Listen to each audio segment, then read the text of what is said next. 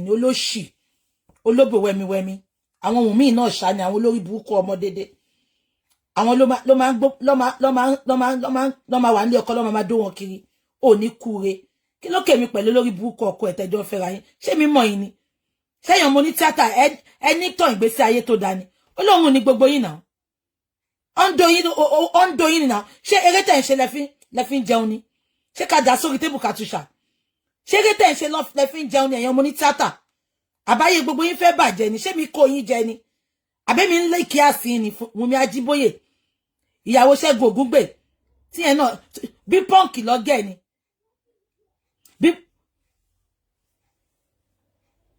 I don't even know. Now, ṣé gbogbo yín rántí ìgbà kan tí òun àti MC Oluomo tán lọ sí ìlú ìyá ẹ̀ tán lọ ṣe party. Ṣé gbogbo yín rántí?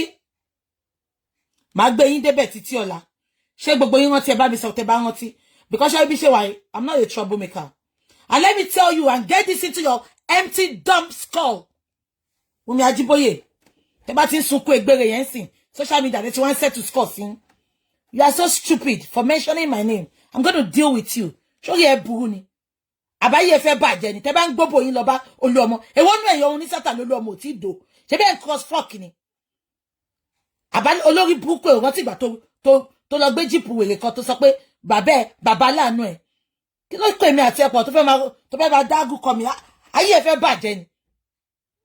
Show you a burú ni. My TikTok is available. Aniki Titus. Be at 3310 no. TikTok no available. Now, I told you guys I'm not coming out tonight. But I was cooking my beans and I was going inside my kitchen. I got this inbox. One of my sisters, she said, BJ, watch this video. You know I don't watch video. Just tell me with your mouth. I mean, what video? I mean, anytime. Could not say anything. I mean, anytime. Or then, just watch. Ipe, Wumi Ajiboye, àbí kí lórúkọ wèrè yẹ ẹ̀rọ mi. Ṣadébóyè àbí Ajiboye ló ń jẹ́. Wọ́n ní Wumi Ajiboye ó dárúkọ mi. Mo ní dárúkọ mi. Èmi ò ń ṣọ̀rẹ́ idiot ará oko yìí náà. Èmi ò ń ṣọ̀rẹ́ olóhùn yìí náà. Onípátá kan fọ́sẹ̀ kan. Ẹ bá ti ń dúró Olúọmọ. Ṣé ẹ ló wá fún yín ní ẹfọ́ntì láti máa rubbish èèyàn. Ayé yín fẹ́ bàjẹ́ ni. Ẹ̀yin tí ṣọwọ́ yín ò tó yín jẹun. Tẹ́pẹ́ tán bá tí ìbá yín sùn tán tí ìgbóbo yín gbóná. Ẹ lè survive. Now ẹ jẹ́ kí máa sọ lọ. Mo lókè o. Ó dárúkọ mi. So orúkọ mi tó sọ pé dá yẹn. Òun ló push mi láti fẹ́ lọ mo wá wo kíní yẹn. Mo dẹ̀ gbọ́ tó dárúkọ Bukky Jesse lóòótọ́. Wumi Ajiboye ò ní ṣe oríire.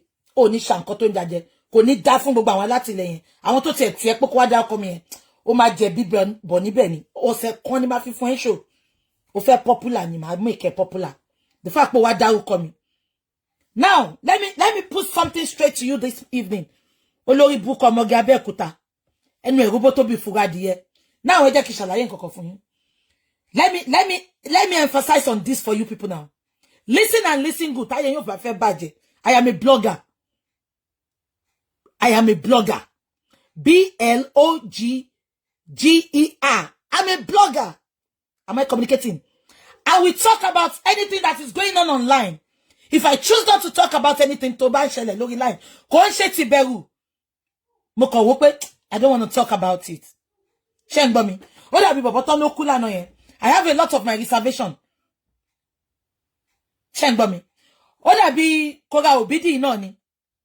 Tó sọ pé attack. Mo ti kọ́kọ́ put update pé ṣọ́ṣọ́ pọ́n attack Korra Obidi. Korra Obidi, sórí Ọlọ́run ló ní wọn pa ẹ́ lánàá yẹn. Tó bá dẹ̀ pa ẹ́, àwọn ló fi pa ẹ́ Korra Obidi. This is for Korra Obidi. Ẹ bá mi gé kẹ́ bá mi túmọ̀ ẹ̀ lóyìnbó. Korra Obidi, if you had died yesterday, your stinginess made you to buy yourself. You call yourself a celebrity. You will always come online to beg for money. Starts making was. Starts making me was. Shofi share ni. Taba waka many meta Korra Obidi. Lórí àwọn celebrity tó ń gbowó lórí social media. Ó kéré jù wá ní number 10. You collect on Facebook, you collect on Instagram, you collect on TikTok, you collect on YouTube. Kí ló fi gbogbo owó yẹn ṣe ná? Ṣé Korra Obidi does not know something that pé God forbid, tí kú bá dé lọ́la, ayé tó bá jẹ ló máa lè kọ́. Mi fi kú yọ bọ̀bọ̀ tó kú yo, that promising handsome boy. Tokula no yen. He never planned he was gonna die. He never planned it. They said, yeah, pardon my English. Legemi, I mean. Korra Obidi never know that. What is the essence of what is the essence of putting well together, and you can't even spend it? Korra Obidi gets in here. Le raso gidi longwe. Le rungu gidi longwe. Ko le jaun gidi. Korra Obidi. As a matter of fact, she's a celebrity. A non-celebrity. And you yourself, you know you have a lot of haters on social media. I am not condemning you making a video. You can make a video as far as I'm concerned. But, hey, look, how much is it going to cost Korra Obidi to get a 5-star hotel? Korra Obidi, she's so stingy to herself. If Korra Obidi was in a 5-star hotel yesterday, she wouldn't have been attacked. There will be full security there. But just because of her stinginess, everything Korra Obidi baba shawun sira eni. She gbogbo wo to ni oni fe bi eni. She oni fe gbon eni. God forbid, if something happened to you yesterday, that is it. Just because of your stinginess, do you want to tell me you don't have that money to get a 5-star hotel, to make yourself comfortable? Look at the Airbnb to logba. Be a £10 per night in Airbnb. It will be Airbnb to logba. Look at the Airbnb that Korra Obidi go and rent in London just because she's too stingy. She's too stingy for my liking. Look at when she was going to Nigeria. Hey, wo boxy ti baba Jesse ma fin travel ngba yen lọ sí Mecca. Boxy yẹn too ya. Korra Obidi could not change her suitcase. Is it that bad? Gbogbo àwọn ọmọ Igbo tí mo mọ̀ wọ́n máa ń tọ́jú ara wọn, máa ń náwó síra wọn ni. Ẹ jọ̀ọ́, what is Korra Obidi working for?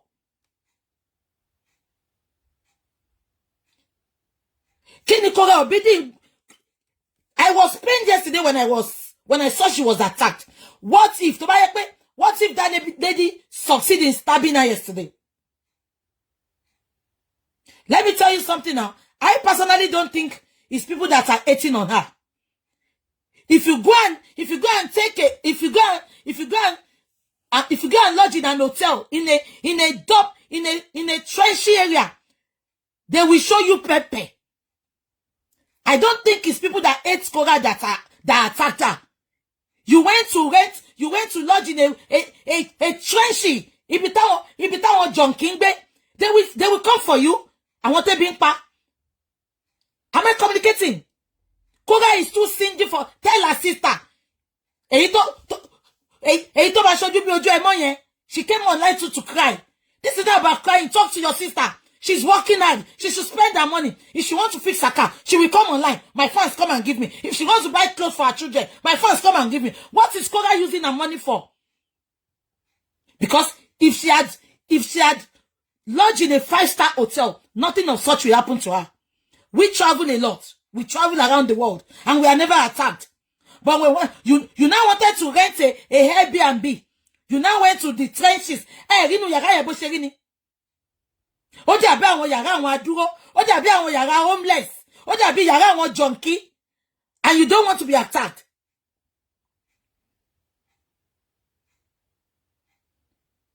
You know you are a popular person. How much is security? All these celebrities, they pay for security. Korra, borrow yourself brain. If you were stabbed yesterday, you are gone and you are gone forever. Your sister will move on with her life. Your father will move on with her life. Your children will be well looked after. Korra, take good care of yourself. Stop working for your family. Stop work. I don't even know. Mobiton Kowosi. You are well paid on all your social media. And if you are not well paid, go get yourself a job.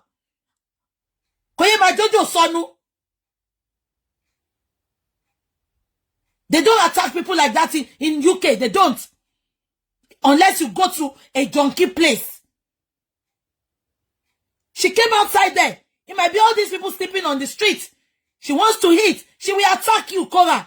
If you have got the security, if you have lodged in a 5-star hotel, it won't happen to you, Korra. Look at you. Are you the one spending money or is money that is spending you? Mi rí nǹkan gidi lọ́rùn Korra rí. Mi rí nǹkan gidi lọ́rùn rí. Mi rí nǹkan gidi kan báyìí bá mi yọ lọ́rùn Korra. Ẹ lè rí. Kí ló fowó ṣe? God forbid, tó bá pa lánàá yẹn kí ló fẹ́ ṣẹlẹ̀? Kò rówó ná, kò rí nǹkan kan ṣe. And you that you don't even have security, you are even telling them your location. In this computer age. O wá sọ pé they stabbed me. O tún fẹ́ tọrọ owó nìyẹn o. They stabbed me. Ṣé ma stab ẹ? Ọwọ́ ẹ máa rí bẹ́ẹ̀ yẹn. And that what they put on your face is not acid. It is not acid. It is a pepper thing. Go and sit down and talk to yourself. Take good care of yourself. But what you know? Last grade, Ori AliExpress, no mamu. Àwọn aṣọ yìí street. Kí ni problem ọmọ yẹn náà? Ẹ wò gbà tó lọ sí award tí Davido lọ yìí. Bí ya te lọ rọ́ọ̀nù ló rán aṣọ fún ni o. Gbogbo aṣọ tó rán fún aṣọ láìláàkì yẹn, ó look very tacky. Kò tiẹ̀ má lè náwó ọjọ́ kan. Kò má lè ná owó ọjọ́ kan. Aṣọ yẹn look tacky. Àwọn wí tán, ó sọ pé ó fẹ́ lọ sí after party Davido. Wọ́n jẹ́ kó wọlé. Wọ́n jẹ́ kó wọlé. Wọ́n jẹ́ kó wọlé. Ó ní Davido mú un. Kí ló kọ Davido bẹ́ẹ̀? Ṣé Davido ni security man ni? You dress the way you want to be addressed, Korra. When you dress trashy, they will treat you trashy. What you treat nínú ambulance, or in show phone. All your life depends on social media. Go look for a job. Get busy. You have 2 beautiful children. Get busy, Korra. And stop being a nuisance on social media. And if you are going somewhere, you are a public figure. You are now saying, they hate you, they hate you. Okay, you know they hate you. Why are you disclosing your location? Why? You need to think.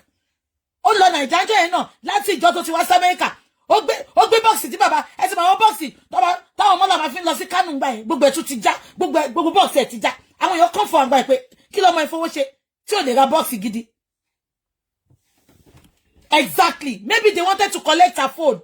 When you are using phone at night, and these people, maybe when she was going into that Airbnb, what he joke said on what in shop, it was her phone. Nobody is after her. Talomo. Shara was celebrity gidini.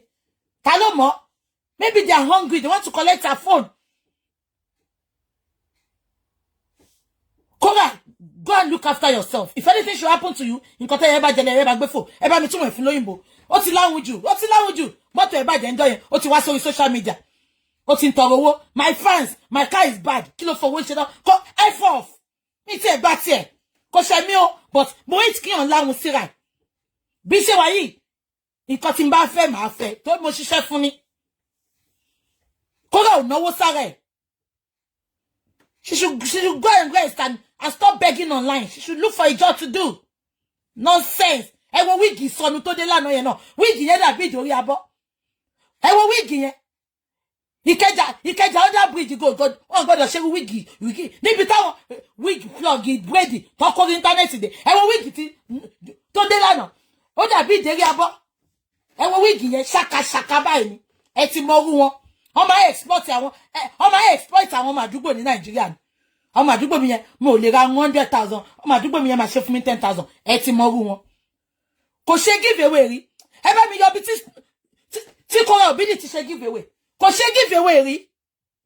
Mi tẹ̀lé stand ọmọ náà. Mi kò ṣe mí o. But kí ló dé?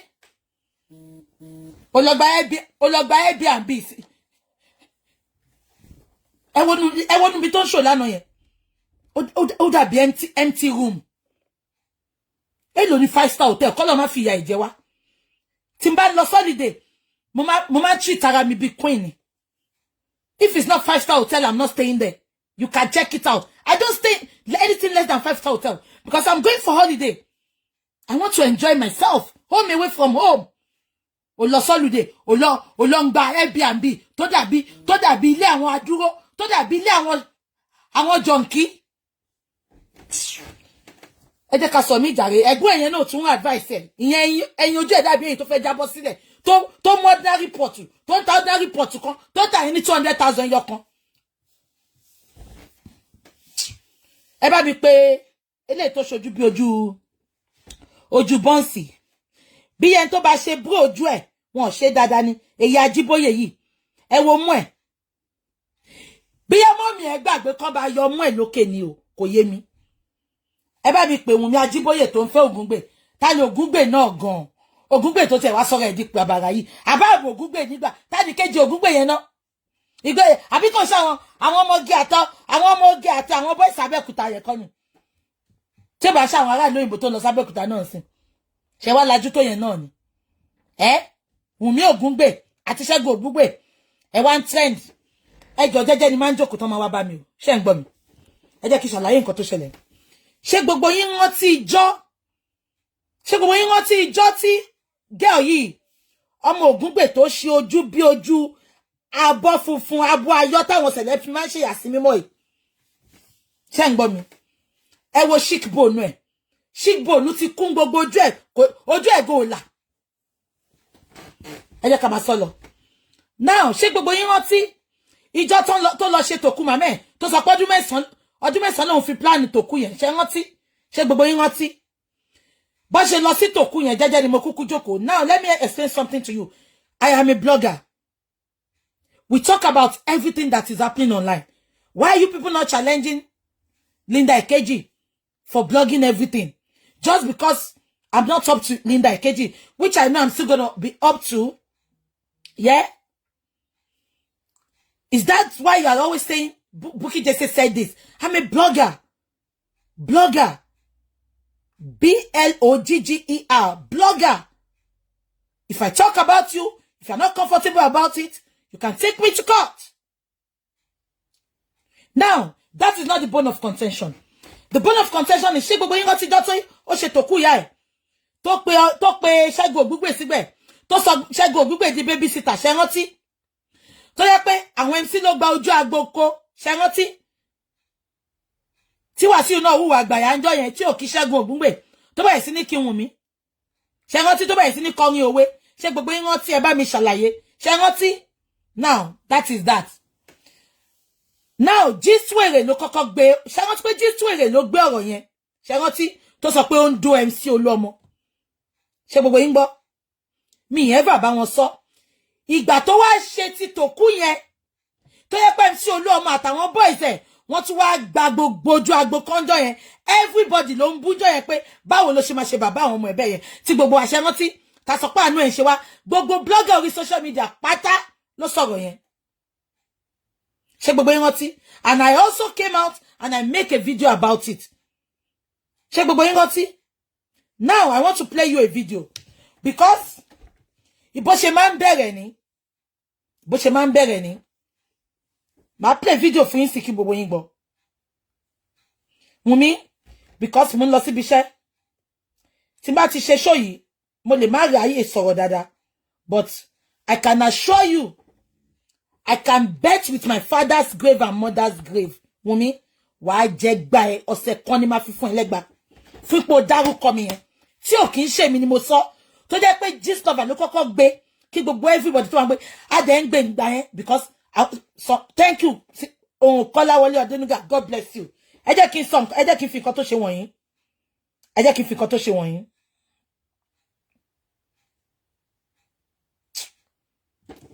Time ti ń lọ gan.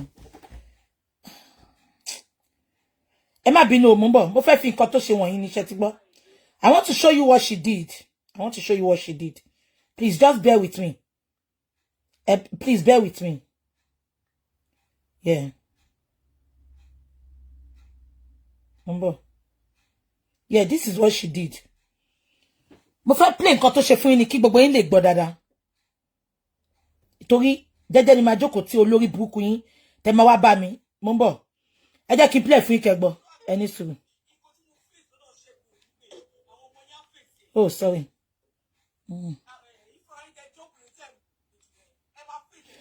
Ẹjọ́. Mo ń bọ̀. Hold on. Ẹ máa gbọ́. Wọ́n fún mi ní 1,000 lọ́tọ̀ tí a lọ́jọ́ pátì mi tí wọ́n dé Òṣogbo. Ṣé ń gbọ́?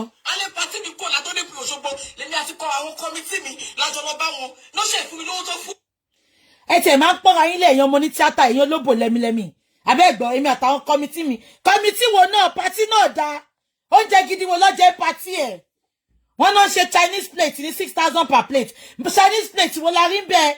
Èmi àtàwọn committee mi. Ẹ mama ń gbéra yín ga tí ó bá ń ṣe àwọn ọkùnrin olóko dógidógi àwọn adó nípa. Èmi àtàwọn committee mi ta ló megbere ẹ̀. Eré wo gan ló ń ṣe. Kí ni nǹkan náà èmi àtàwọn ó máa ń pọ́nra ilé.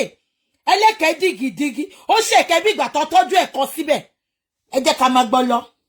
Mo fèsì lọ́dọ̀ Segun Ogungbe àwọn ọmọ yẹn fèsì ìfọ̀rọ̀ yín jẹ́ obìnrin jẹ́ ìjù yẹn ẹ máa fèsì pẹ̀lú ọkùnrin tẹ́ bá yín lágbára Ọlọ́run. Ẹ máa gbọ́ o. Kí ló dé kí mo ṣe mọ́ ẹ sọ́lá sábẹ́ pé MC Oluomo ló ṣe pàtí fún mi. Tí nínú tí ní bá máa pàtì wọ́n fún mi ní wọ́n dá. Irọ́ tí gbogbo yín máa ń pa nìyẹn. Ìyábọ̀ Òjó náà ṣebí tó kú mọ́mí ẹ̀ tí ò bá ń ṣe kí lórúkọ èyí tó ṣe tó fún Wàsíù ní gift yẹn tó fún ní àgún ìròsì tó lóun fún ní ẹ ti mọ̀ tó ṣe tó fún Wàsíù ní Abat Macaulay portrait tó lóun ya Wàsíù tó ní Wàsíù lọ yà síbẹ̀ bí nǹkan tí Dayọ̀ Amusa rí lójú ní go slow nǹkan tí Dayọ̀ Amusa rí ní go slow ló fún Wàsíù ńjọ́ náà ẹ ti rántí ìgbà tí Wàsíù ṣe oyè tó fún ní Abat Macaulay tó lóun fún Wàsíù ní portrait tó jọ Wàsíù mo ní ṣé nǹkan tí Dayọ̀ Amusa rí lójú tó rí ní go slow ló fún Wàsíù ní Abat àgún ìròsì now kí ni mo fẹ́ fàyọ ṣẹgbẹ́ nǹkan tó sọ ń bẹ̀ yẹn mo ti gbàgbé nǹkan tí mo fẹ́ sọ yẹ ìgbà tó fẹ́ dìbò ṣe rántí tí ò bá ṣe Dayọ̀ Amusa tó kásì Ìyábọ̀ bóun náà ṣe bọ́ta tó ń bó lọ́mọ nìyẹn kò fóun kankan o kò fó ọ̀ǹtì ìgbà tó sọ pé 3.5 million àbí 5 million ló fún fútòkù ìyá ẹ̀ bí gbogbo yín ṣe máa ń sọ nìyẹn ẹ ti mọ̀ pé MC ò ní bọ́ta kó wá sọ pé òun fún yín nǹkan tẹ́ ṣe máa ń parọ́ nìyẹn ẹ jẹ́ ká máa gbọ́ lọ. lọ́tọ̀ tí alẹ́ ọjọ́ pátì mi tí wọ́n dé Òṣogbo alẹ́ pátì mi kọ́ la tó dé. Irọ́ ló pa ó ní MC ò fóun kankan not until alẹ́ ìjọ pàtí òun tí MC dé Òṣogbo. Irọ́ ló pa mi mẹ́ntìrì o I have not met MC one-on-one but sórí MC táwọn máa ń gbúrò ẹ̀ yẹn the fact pé ó lọ fún IV lásán ó máa fún ẹ lówó ńjọ́ yẹn olórí burúkú ni ẹ bó tẹ̀ ṣe tí ń sunkún rojọ́ ẹ̀ bẹ́ẹ̀ ṣe máa sunkún olórí burúkú ni ẹ èmi ò gbèjà Ṣẹ́gun Ògúngbè yẹn èlò lòun gan pa tó fẹ́yàwó méjì aláìní tẹ́lọ́rùn ó ṣojú fẹ́lẹ́fẹ́lẹ́ bí bọ́ọ̀lì tán yan tí ò jiná ẹ jẹ́ ká máa gbọ́ lọ. Ṣùgbọ́n lèmi àti kọ àwọn kọmitì mi lájọ lọ bá wọn ló ṣe fún mi lówó tó fún mi. Ṣé gbọ́ ìgbà tó dóṣogbo lèmi àtàwọn kọmitì mi lọ bá wọn tó ẹ̀ṣẹ̀ fún mi lówó tó fún mi. I am not analysing her. I'll be coming back to analyze her tomorrow. I just want you to hear the reason I'm coming for this nuisance, this non-entity, this miscreant, this illiterate.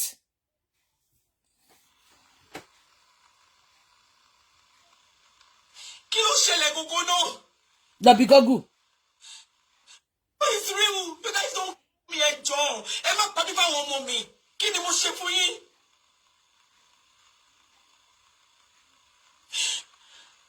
Do you even know what I went through when I'm with him?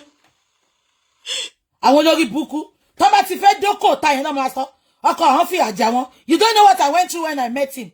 For better for worse, ìṣàlẹ̀ sign. Tó bá ti fẹ́ dókò ta yẹn lẹ́ máa gbọ́. You don't know what I went through. You don't know what I went through. Olórí ibu obìmọ̀ kíní obìmọ̀ kejì ó went through kankan gbà yẹn ẹ jẹ́ ká máa gbọ́ lọ. Ṣé mo kó tójú mi rí ni ẹ? Kí lójú ẹ rí ìtòkò tí kò mi. Last time tí Jesus bá gbé mi after my mom final burial I even message Jesus bá mo lọ sí díẹ̀ mo lọ. Ṣé ń gbọ́ last time tí Jesus bá gbé mi after my mommy's burial Jesus bá gbé pé ó ń dún MC Oluomo ó wá lọ inbox Jesus lover. This is the gist lover you don't even know. You don't even see her face. Why tí wò ṣe lọ bá any of the bloggers tó rí ojú wọn. Ẹ ti sọ gist lover. Ẹ ti sọ di Ọlọ́run yín. Within the theater place. Ẹ ti sọ gist lover. Ẹ ti sọ di Ọlọ́run yín. Kó bá má lè tú àṣírí yín síta tó bá ti sọ̀rọ̀ ẹ lọ máa inbox ẹ lọ máa ṣàlàyé ọ̀rọ̀ fún. You are all stupid olórí burúkú ni gbogbo yín. Ṣé ń gbọ́ ìgbà tí gist lover ṣẹ́gbọ́ ẹ sọ fún mi tí bá ṣe ọmọ yìí o òun náà kàn fáàmù sí ó nígbà tí Gistlover gbé òun lẹ́yìn tó kú màmá òun ó lóun wọnú inbox lọ bá ẹ má gbọ́ ẹ má gbọ́. I want to bá fẹ́ gbọ́ òótọ́ ọ̀rọ̀ nípa ọ̀rọ̀ yìí just. mo bọ̀ sorry. This is not right o kí ló dé kí ló ń ṣẹlẹ̀ má bínú o mo ti miss nǹkan kan o ẹ jọ̀ọ́ má bínú sí mi ó dàbí ọwọ́ mi lọ tẹ̀ nǹkan kan ni ẹ hold on. ẹ bá ti gbàdúrà pé ẹ má gbọ́ o fẹ́ kẹ́ gbọ́ bí Gistlover yẹn ni. It's real. You guys don't me ẹjọ́ ẹ má pàdé fáwọn ọmọ mi kí ni mo ṣe fún yín.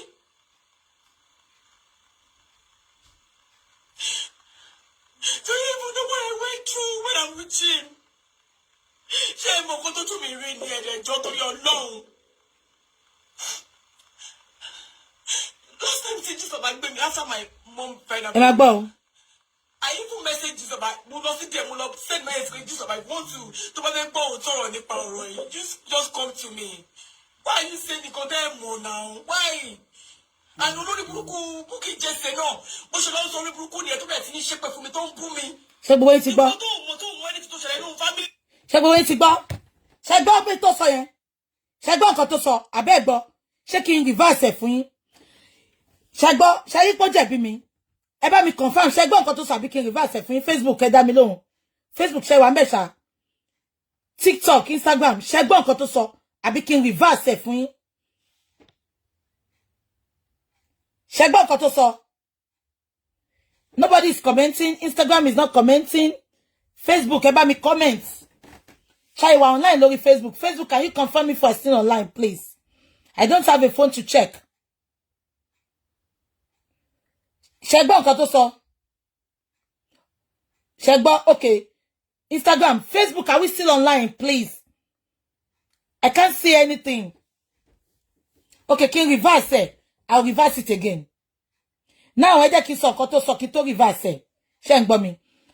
Ó sọ pé ìgbà tí Gistlover gbé òun, ìgbà tóun ṣe tòkú ìyá òun, ó lóun lọ inbox ẹ̀. This is Gistlover you don't even know. Ó wá ní olórí burúkú Bukky Jesse. Ẹ jẹ́ kí n ti reverse ẹ̀ fún yín. Facebook, I don't know if we are still there, but if we are not there, I don't know. Ẹ jẹ́ kí n ẹ má gbọ́. Ẹ má gbọ́. I even message Gistlover, mo lọ sí there, mo lọ send my message Gistlover, I want to bá fẹ́ gbọ́ òótọ́ ọ̀rọ̀ nípa ọ̀rọ̀ yìí, just come to me. Why are you saying nǹkan tẹ́ ẹ mọ̀ now? Why? And olórí burúkú Bukky Jesse náà, bó ṣe lọ sọ olórí burúkú ni ẹ̀ tó bẹ̀rẹ̀ sí ní ṣépè fún mi tó ń bú mi. Nǹkan tó mọ̀ ẹni tó ṣẹlẹ̀ nínú family. Ṣé ti gbọ́ nǹkan tó sọ yẹn? Ó ní olórí burúkú Mọ́yọ̀. Ṣé gbogbo yín ti gbọ́ nǹkan tó sọ? Ó ní olórí burúkú. Ṣé ń gbọ́? Ó ní olórí burúkú Bukky Jesse náà nǹkan tí ò bọ̀ tó ń sọ. Exactly. Why is she calling my name? Nínú gbogbo àwọn bloggers. Ẹ jọ̀ọ́ ṣé mi nìkan ni mo sọ̀rọ̀ ẹ̀ńjọ́ yẹn Wumi ò ní ṣoríire. Ikú pa yàlá ìyá ẹ̀. Ó dọ̀la fẹ́mi àti ẹ̀. Now, why tó ṣe sọ pé mi olórí burúkú? Gistlover ló gbé kíní. Gistlover gbé go pé lórí burúkú. Ó wọnú inbox ẹ̀. Ó wọnú inbox ẹ̀ ó lọ ṣàlàyé fún ni. Bíbélì ní tí wọ́n bá ṣe eré ara kí ó ra ya o. Ó wọnú Facebook Gistlover lọ just because ó fẹ́ yẹ kó bú ẹ láṣìírí ìwọ lórí burúkú onídòkúkúdò ẹ̀. Gbé Bible kó wá fi búra pé MC Odu ẹ, MC Oriwowo ẹ, aláyé bàjẹ́, aṣẹ́wó àṣànà. Kó lè jẹ́ tó jẹ́ pé gbogbo àwọn ohun mi ló máa ń jáṣọ́ lànà. Ẹ ṣorí burúkú ni. Ilé ọkọ òdùnmọ́ obímọ kíní, ilé ọkọ òdùnmọ́ obímọ kejì. Olórí burúkú, ó ti wá láwọn tó ń fowó tó ń ta, ó wá mọ́ orúkọ tèmi sẹ́nu, ikú ló máa pa ẹ́. Wumi Ajiboye, nǹkan tí máa ṣe fojú ẹ rí. Wàá kábàámọ̀ ipò ṣe dárúkọ mi. Àbórí ẹ burú ni. Ṣé mo dédé wá sọ̀rọ̀ ẹni? Kí ló gbọ́ wẹ̀ wá sórí íńtánẹ́ẹ̀tì fún? Kí ló pé bàbá ọmọ ẹ kó wá sí tòkú fún? Ìgbà tó mọ̀ pé àwọn àlẹ́ ń bọ̀ ń bẹ̀, àwọn ẹlẹ́pọ̀n ń bọ̀ ń bẹ̀. Gbogbo yín náà lẹ́ ń ṣe ọmọ òun fún lówó. Kò fún mi lówó kankan gbà tí mo débẹ̀ ló fún mi lówó. Irọ́ náà lẹ́ máa pa. Ìgbà tó yẹ pé ìtìmọ̀ ẹ̀pẹ́ ìṣẹ́ òní bọ́ta wá sọ pé òun fún yín lówó. Ẹ̀yin olórí burúkú, ẹ̀yin olòṣì. Ẹ̀yin ó tiẹ̀ máa sọ̀rọ̀ sí mi, á jẹ́ èèyàn mo ní tíátà. Ẹ̀yin bá bí àlà. Ẹ̀yin bá bí àlà. Ẹ̀yin owó lọ́wọ́ ẹ̀yin lẹ̀. ẹ̀yin onídọ̀tí olóhùn, ẹ̀yin àṣànà àgbà, àṣànà ọmọdé, ẹ̀yin olòṣì, ẹ̀yin nìkan lẹ ń kọ́lé lẹ ń ra mọ́tò, àwọn ọkùnrin tó ń ṣiṣẹ́ tíátà gan, nǹkan tẹ́ níwọ̀n ni, ẹjọ́ sáwọn náà ṣeré ni. Olórí burúkú, òun tó gbogbo bàbá tóun wà nínú ilé ẹ̀ kò tọ́jú òun. Bàbá gbogbo ayé tí ò bá tọ́jú ẹ ṣe bọ́kọ ẹni. Kí ló tí wò tọ́jú ẹ kó tọ́jú àwọn ọmọ? So ètò o fẹ́ tọ́jú ẹ̀ sí o fẹ́ tọ́jú ilé, o fẹ́ tọ́jú ọmọ, ló ṣe lọ́ńdòdò kùdò. Ló ṣe ń dún àfojúdi. Ẹ wo wíìgì ẹ̀ olóṣì tó mú half bundle of wig tó fi yẹn ṣe full head wig. Olóṣì tó wọ sweater ní òun. Very dirty girl. Ṣé bẹ́ẹ̀ sí náà ti já ilẹ̀ ṣe bó ní bọ́dí odò ẹ bí ìgbà tó ń fọ ẹja kó tẹ́ńbẹ̀ ni. Very dirty nuisance. Ẹ wo bó ṣe rí. By their look you shall know them. Look at her. Wèrè ọmọ. Èmi ló fẹ́ fi kọ́ra ìtàmú. Olóṣì. Tó bá ti do yín lẹ́ẹ̀kan tó ti fún yín ní ṣéǹjì yẹn. O rò pé máa continue, kò sí continuity. Òbó pọ̀ ńlẹ̀. Àwọn ohun mi, wọ́n lé òbó lẹ̀ ni. Níta fàájì, wọ́n lé òbó lẹ̀ ni. Àbúrò ṣaṣangele. Rí mú ẹ̀. Imú ẹ̀ dàbí ìgbà tó bá bó ẹ̀wà gànyìn sábọ́, tó bá fi ṣíbí tẹ̀. Òun ni mọ́mí ẹ ṣe gbàgbé, tó ń fa gimú fún ẹ, tó ní gimú. Aṣèrè játijàti. Ọmọ òṣì, ọmọ àdánù, àwọn onídòkúdò. Their life is not worthy of emulation. Gbogbo àwọn celebrity. Bẹ́ẹ̀ ni bí mú ẹ ṣe rí nìyẹn. Ẹ lọ wojú ẹ̀ kẹ́ wo bí mú ẹ̀. Ẹ mọ̀ tá bá bu ẹ̀wà gànyìn sínú ọbọ̀, kẹ́ wá mú síbí kẹ́ fi tẹ̀ mọ́lẹ̀. Bí mú ẹ ṣe rí nìyẹn. Kò ní gímú, tó bá ní gímú ni, á ronú kó tó dárúkọ mi. Ṣé mo wá fún ẹni?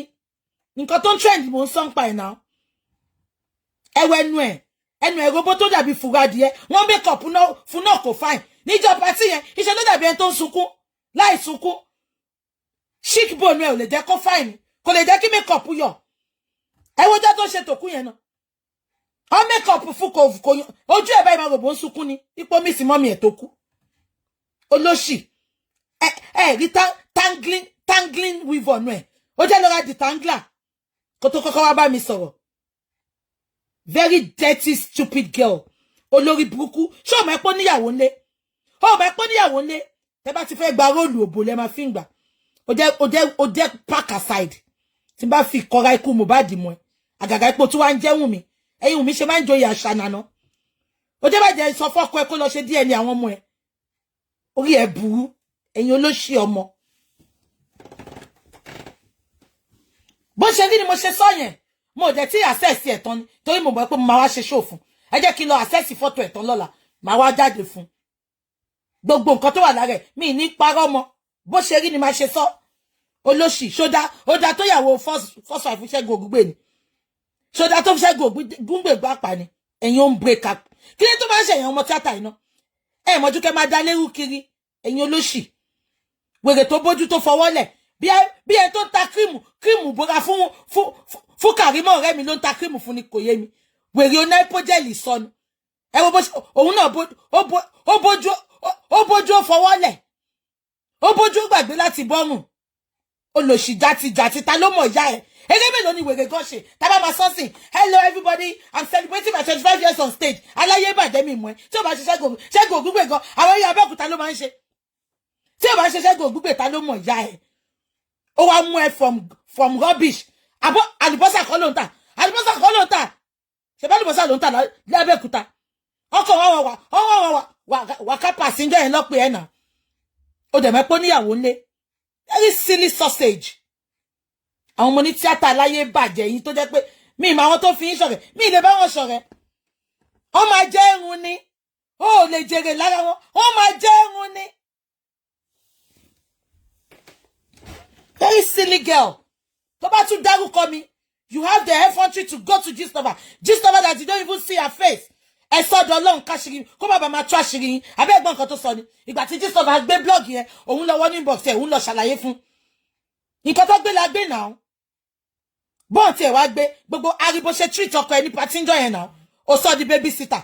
ìyẹn náà ó mú go kókì ó fọwọ́ pa ó ń rò bá ń sí ẹ̀ mo ní bọ̀dá yìí ó dẹ̀ máa lọ ìjókòó sọnù wo lẹ́jókòó yìí àwọn MC wa ń jó wọ́n nawọ́ sókè wọ́n mọ lójú wọ́n nawọ́ sókè wọ́n mọ lójú ṣé bó ṣe yẹ kó wà ló wà yẹn ni tàbá dẹ̀ wá correct yín ó wá ń dá ọkọ mi àbólórí burúkú ni ẹni àbáyé ẹ fẹ́ bàjẹ́ ni ó jẹ́ bàjẹ́ fi justice for Mohbad dílẹ̀ kí n jókòó tiẹ̀ ó dẹ̀ ní distract mi má padà wà bọ́rọ̀ ẹ̀ ni mo lọ wo fọ́tò ẹ̀ lálẹ́ kí n wo bó ṣe rí dáadáa ojú ẹ̀ nìkan mo yìí ń rí olóṣì alápù shape oní pear shape òkè ẹ̀ tó bí ìsàlẹ̀ kéré kò ní ìpù kò ní kankan bí tèmi báyìí náà ni ẹ lọ wo shape ẹ̀ kẹ́ wo pear òun àti pear ó dàbí SpongeBob ẹ ti mọ SpongeBob yẹ́yò yẹn tó máa kú sókè tó bá ti ní sàlẹ̀ ó dàbí Shrek shape ẹ̀ dàbí shape Shrek orí ẹ̀ bùrù àwọn wo ló ń do yín náà àwọn ọkùnrin tẹ̀ ti sọ́nà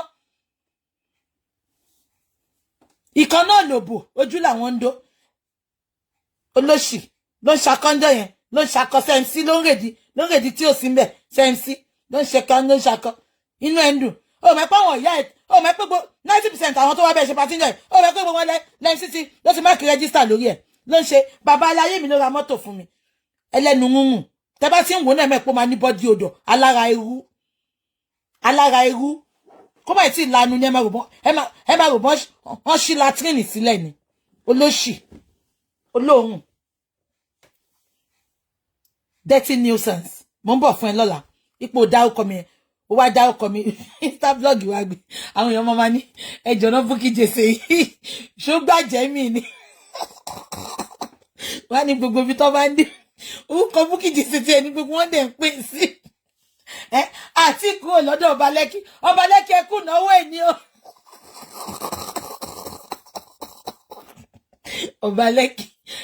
ọba lẹ́kì ìfún mi petition àti ìsọ̀yẹn tán olórí burúkú eléyìí náà ṣáyé gbogbo yín fẹ́ bàjẹ́ àwọn èèyàn máa ní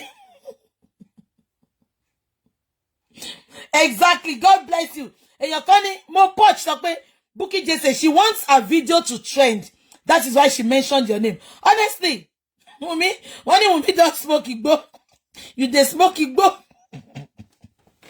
àbí gbogbo yẹn bá mi gọ̀gọ̀ mi ní ọmọ ní ṣe Bukky Jesse nìkan ní gbogbo ọmọdé ọkọ̀ Bukky Jesse ó ti sú mi gan